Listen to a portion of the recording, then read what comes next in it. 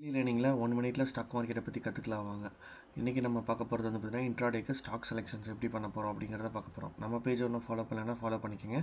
இந்த ரீலை சேவ் பண்ணி ரீபோஸ்ட் பண்ணிக்கோங்க, உங்களுக்கு யூஸ்ஃபுல்லாக இருக்கும். நம்ம வந்து இன்றைக்கி பார்க்க போகிறது investinggain.com அது தான் பார்க்க போகிறோம். இதுக்குள்ளே போய் பார்த்தீங்கன்னா டூல்ஸ்னு ஒரு ஃப்ளேவர் இருக்கும், அதை போய் நீங்கள் கிளிக் பண்ணுங்கள். கிளிக் பண்ணோடனே ஸ்டாக் ஸ்க்ரீனர் அப்படின்னு இருக்கும். அந்த டூல்ஸ்குள்ளே பார்த்தீங்கன்னா ஸ்டாக் ஸ்க்ரீனர் இருக்கும். அதை கிளிக் பண்ணிங்கன்னா டெய்லி ஸ்டாக்ஸ் எல்லாமே இதில் தெரியும். இதில் நீங்கள் வந்து பார்த்தீங்கன்னா ஸ்டாக் மார்க்கெட்டில் இருக்க நிறைய ஸ்டாக்ஸ் லிஸ்ட் அவுட் ஆயிருக்கும். இதில் வந்து நீங்கள் இந்த இடத்துல மோர் ஃபில்டர்ஸ் அப்படின்னு இருக்கிறது கொடுத்துருங்க.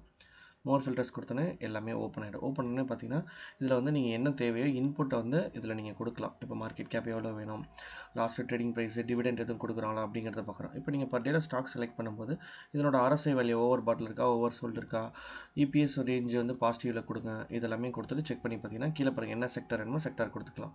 அப்படியே ஸ்க்ரோல் பண்ணி பார்த்தீங்கன்னா எல்லா ஸ்டாக்ஸும் இருக்கும். ஓகேங்களா? மோர் அப்டேட்ஸுக்கு நம்ம பேஜை ஃபாலோ பண்ணுங்கள். தேங்க்யூ.